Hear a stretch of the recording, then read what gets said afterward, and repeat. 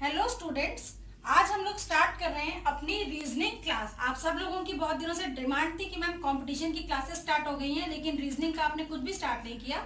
तो बच्चों, आज हम लोग स्टार्ट कर रहे हैं अपनी रीजनिंग की क्लास, जिसमें हमारा पहला टॉपिक है कोडिंग एंड डिकोडिंग। ये आपके सभी एग्जाम में आते हैं, चाहे वो आपका बैंक का हो, रेलवे का हो, एसएससी का हो, यूपीएससी का हो, कहीं भी।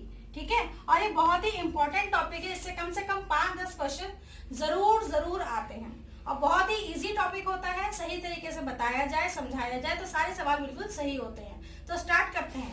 देखिए, कोडिंग डिकोडिंग टॉपिक के लिए सबसे पहले आपको एबीसीडी आनी चाहिए। आप सब लोग सोचेंगे एबीसीडी, हाँ बच्चों, एबीसीडी जो हमने बचपन में पढ़ी थी। तो आज हम लोग उसी एबीसीडी को फिर से पढ़ने जा रहे हैं। देखिए, ये मैंने एबीसीडी आप सबके सामने लिखी है, लेकिन बस एक अलग तरीके से लिखी है। उस अलग तरीके को आप ध्यान दीजिए।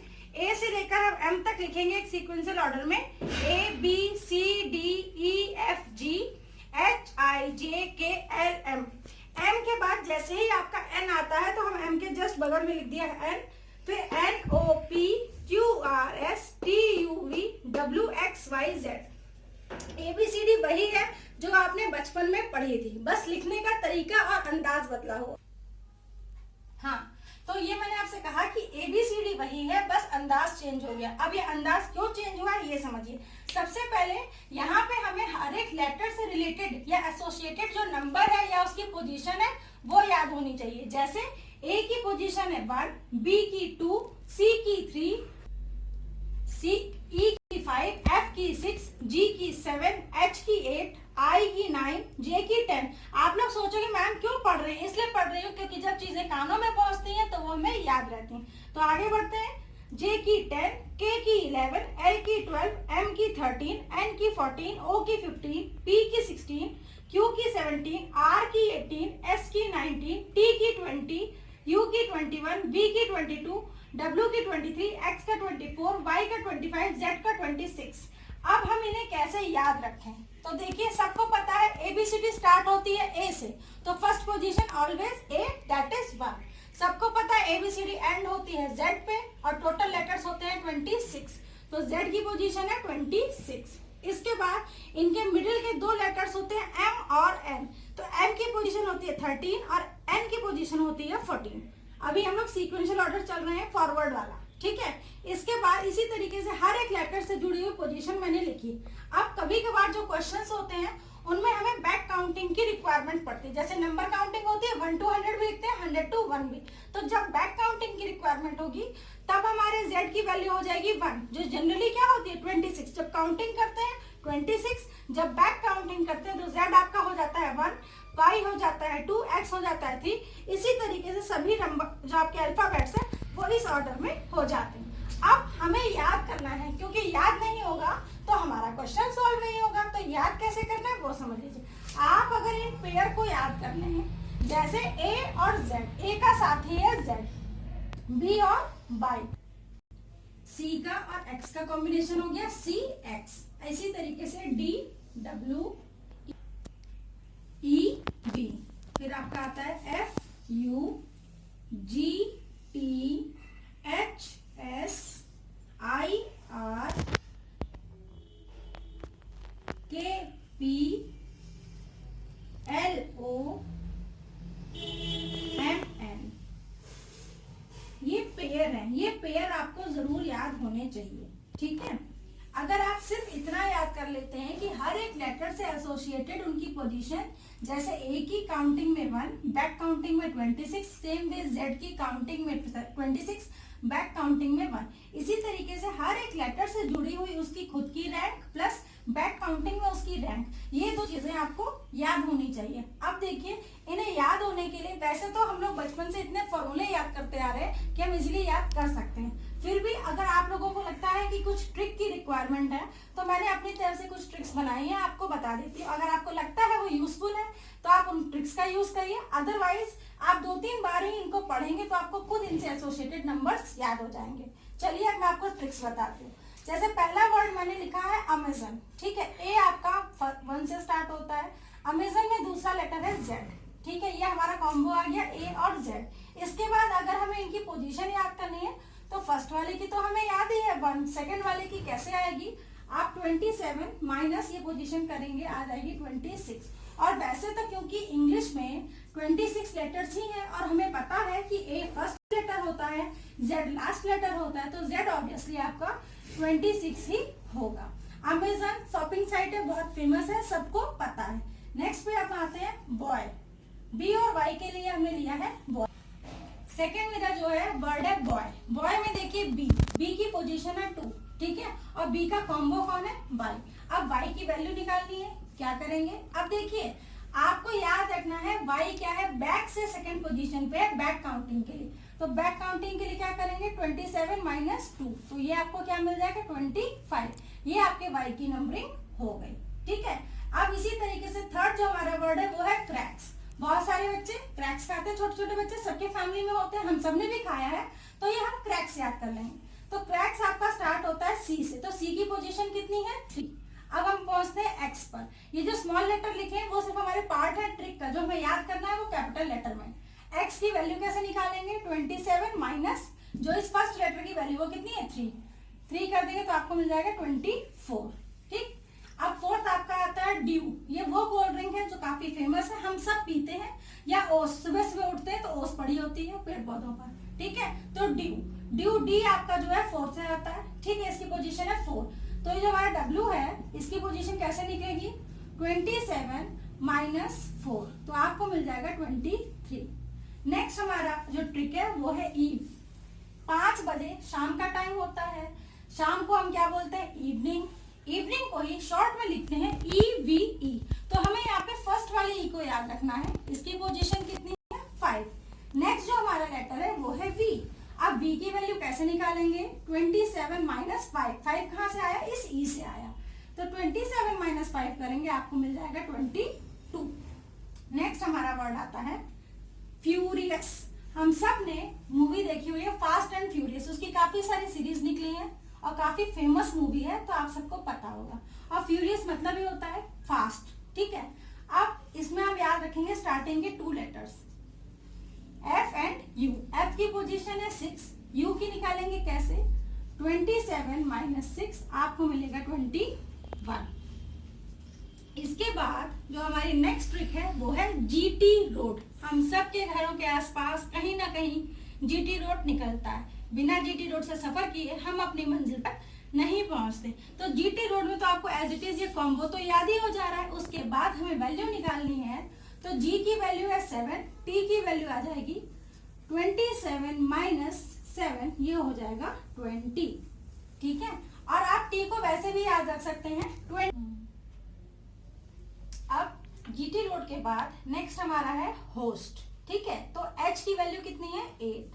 अब हमें निकालनी किसकी है, S की। S के लिए क्या करेंगे, 27 माइनस 8 जब हम करेंगे तो हमें मिलेगा 19, तो ये 19 किसकी हो गई, S की वैल्यू हो गई। इसके बाद 9 हमारा है IR रेज। तो देखिए हमें IR कॉम्बो एक साथ याद हो रहा है, IR रेज मतलब इंफ्रारेड रेज। I की वैल्यू है 9, R की वैल्यू के लिए हम करेंगे 27 माइनस 9, आपको ये मिल जाएगा 18, ठीक है। तो आपके R की वैल्यू कितनी हो गई 18। इसके बाद आता है 10। 10 में देखिए हमारा J और Q, J की वैल्यू 10 है और यहाँ पे Q। ये जैकलिन फर्नांडिस एक हीरोइन है, आप सब लोग जानते हैं, तो ये आपको नाम तो याद रहेगा। अब पोजीशन की बात करनी है तो Q के लिए हम क्या करेंगे, 27 माइनस जैकलिन फर्नांडिस, J की वैल्यू है 10। अब Q की हमें वैल्यू निकालनी है, जैकलिन फर्नांडिस कौन है, हीरोइन है, ठीक। अब Q की वैल्यू निकालने के लिए 27 में से J की वैल्यू को माइनस करेंगे। J की वैल्यू कितनी है 10, तो 27 माइनस 10 करेंगे तो आपके पास आएगा 17। तो आपके Q की वैल्यू कितनी है 17, जो कि यहाँ पर लिखी हुई है। नेक्स्ट हम आते हैं 11th ट्रिक पे, जो कि वर्ड कीप। कीप मतलब होता है रखना, ठीक है। तो कीप स्टडिंग आप लोग हमेशा पढ़ते रहिए, ठीक। तो कीप में जो आपका फर्स्ट लेटर है K, इसकी वैल्यू है 11। हमें P की वैल्यू निकालनी है, तो क्या करेंगे, 27 माइनस 11 जो कि आएगा 16, यानी कि P की वैल्यू हो गई 16। अब हमारा नेक्स्ट ट्रिक है लॉयन। हम सब लोग जानते हैं लॉयन, अल्फा लॉयन पढ़ा हुआ है।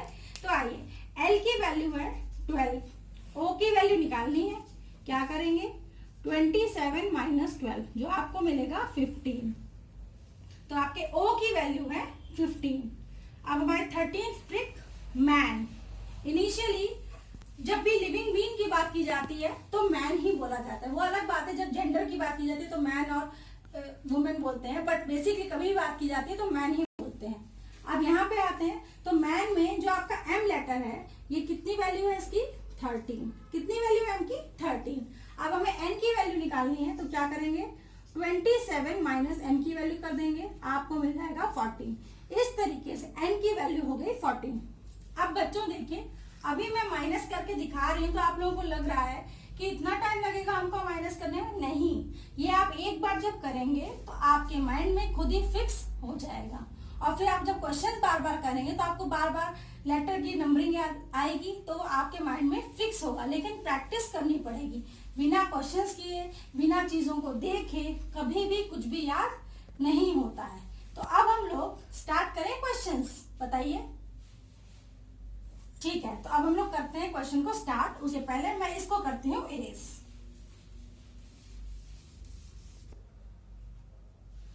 देखिए अब हमने क्वेश्चन नंबर 1 सॉल्व करने जा रहे हैं, जिसके लिए मैंने आपको अभी सभी लेटर्स की पोजीशनिंग वगैरह बताई है। ठीक है बच्चों, तो देखिए क्वेश्चन हमारा क्या है। आपको एक ही लेटर दिया हुआ है WOLLY। ठीक है, इसको दिया हुआ है कि इस जो ये वर्ड है इसको क्या लिख सकते हैं XNPKMX। देखिए सबसे पहली बात कोडिंग डिकोडिंग में जो ये आपको वर्ड्स दिए होते हैं जरूरी नहीं होता कि उनका कोई मीनिंग हो तो वो स्पेल करने लायक हो, जरूरी नहीं है। तो इनके प्रोनाउंसिएशन पे फोकस मत करना है, सिर्फ फोकस करना है कि वो किस तरीके से अरेंज्ड है। अब देखिए यहाँ पे हम एक एक लेटर को रीड करेंगे। ये हमारा W, इस W के सामने आपको क्या दिख रहा है X। ठीक है, ओके। अब W के सामने X दिख रहा है तो क्या W और X के बीच में कोई रिलेशन है, ये हमें चेक करना है। तो देखिए ये आपका W आपको दिख रहा है और इधर आपको X दिख रहा है, इनमें सिर्फ एक लेटर का ही डिफरेंस है। W आपका 23rd पोजीशन पे, X आपका 24 पोजीशन पे है। तो W से हमें हाँ, तो यहाँ पे देखिए W के सामने क्या मिला है X, तो W और X में डिफरेंस है केवल +1 का। क्यों? जब हम ABCD पढ़ेंगे तो ABCD में W के बाद X आता है। ठीक है, 23 से 24 पे जा रहे हैं तो +1। अब हम आते हैं O से हम कहाँ जा रहे हैं N पर। ठीक है, अब अगर हम O से N पर जा रहे हैं तो हमें ABCD में पता है कि N के बाद O आता है जब हम नॉर्मल काउंटिंग में चलते हैं। अगर हम बैक काउंटिंग में चलेंगे तो आपका O के बाद N आएगा। ठीक है, तो हमें हमेशा एक ही ऑर्डर फॉलो करना होता है, या तो आप असेंडिंग ऑर्डर वाली ABCD पढ़ेंगे या डिसेंडिंग ऑर्डर की। अब क्योंकि हमने W से X में +1 लिखा है, इसका मतलब है कि हम असेंडिंग ऑर्डर वाली काउंटिंग पढ़ रहे हैं। ओके दीदी। हाँ, तो असेंडिंग ऑर्डर वाली जब हम काउंटिंग पढ़ रहे हैं तो O से N यानी कि क्या हो रहा है निगेटिव, क्योंकि वैसे तो काउंटिंग इस तरीके से चलती है ना, तो ये यहाँ पे सब्ट्रैक्शन के लिए हो रहा है। कितने का सब्ट्रैक्शन हो रहा है -1, क्योंकि एक ही का डिफरेंस है। N के जस्ट बाद में तो आपका O आता है। ठीक है, वो लिखेंगे। अब हम आते हैं OP। अब देखिए जब हम अल्फाबेट्स पढ़ते हैं तो O के बाद P आता है, तो ये आपका क्या हो रहा है +1, तो यहाँ पे हम लिख देंगे +1। इसके बाद LK। ठीक है, ABCD जब पढ़ते हैं तो K के बाद में L आता है। ठीक है, लेकिन हमें क्या लिखा हुआ है LK। इसका मतलब क्या है, हम बैक जा रहे हैं तो हम -1 लिख देंगे। इसी तरीके से फिर LM यहाँ पे +1। देन YX के केस में क्या है YX, ये यहाँ पे गिवन है, बट होता क्या है, होता है XY, तो इसलिए बैक जाएंगे तो -1। तो यहाँ पे इस पूरे क्वेश्चन में आपको दिख रहा है स्टार्टिंग में आपका +1, देन -1, +1, -1, +1, -1, मीन्स अल्टरनेट ऑर्डर में एक बार एडिशन एक बार सब्ट्रैक्शन। कितने का 1 का। अब वही चीज हम इस गिवन क्वेश्चन में करेंगे। तो देखिए ये मैंने क्वेश्चन मार्क हटा दिया और एक लेटर के बाद एक बार प्लस एक बार माइनस लिख देंगे। +1, -1, +1, -1, +1, -1। ठीक, अब एक चीज और समझिए बच्चों, इस क्वेश्चन में आपको 5 ऑप्शन दिए हैं। जब हमें इन ऑप्शंस में एक ऑप्शन अगर ऐसा हो नन ऑफ दिस, तो आप ये समझ लीजिए कि आपको पूरा क्वेश्चन सॉल्व करना होगा। अगर नन ऑफ दिस नहीं दिया होता है तो हम क्वेश्चन को आधा सॉल्व करके भी आंसर निकाल सकते हैं, बट नन ऑफ दिस अगर दिया हुआ हो तो हमें पूरा क्वेश्चन सॉल्व करना पड़ता है। तो अब हम क्वेश्चन अपना सॉल्व करते हैं। एच के बाद हमारा क्या आता है, तो देखिए एच के बाद हमें क्या मिलता है, आई। तो यहाँ पे लिखेंगे आप आई। अब ए -1 लिखा है, यानी ए से पहले क्या आता है, तो ए के बैक में जाएंगे तो क्या मिलता है, जेड। तो यहाँ पे आ जाएगा आपका जेड। आर प्लस, तो आर आपका कहाँ पे, यहाँ आर के बाद क्या आपको मिलता है, एस। इसके बाद आर माइनस, अब आर के बाद एस मिलता है, आर के पहले क्या मिलता है, क्यू, क्योंकि आर की पोजीशन से बैक में जाएंगे ना, तो आपको मिलता है क्यू। देन ओ के बाद लिखा है +1, तो ओ के बाद क्या मिल रहा है, पी। डब्ल्यू माइनस, डब्ल्यू आपका कहाँ है, माइनस करेंगे तो क्या मिलेगा, वी। अब हम आते हैं अपने ऑप्शंस पे। देखिए आपके पास मिला आई Z S S Q Q P P, लेकिन यहाँ पे है वी, यहाँ पे है यू। तो देखिए पूरा ऑप्शन मैच हो रहा था, सिर्फ लास्ट लेटर नहीं मैच हो रहा था। तो आपको एक एक लेटर को बहुत ही ध्यान से देखना है। नेक्स्ट ऑप्शन पे आते हैं, आई Z S S Q Q, मगर यहाँ पर पी है और यहाँ पर आर, तो ये भी हमारा आंसर नहीं है।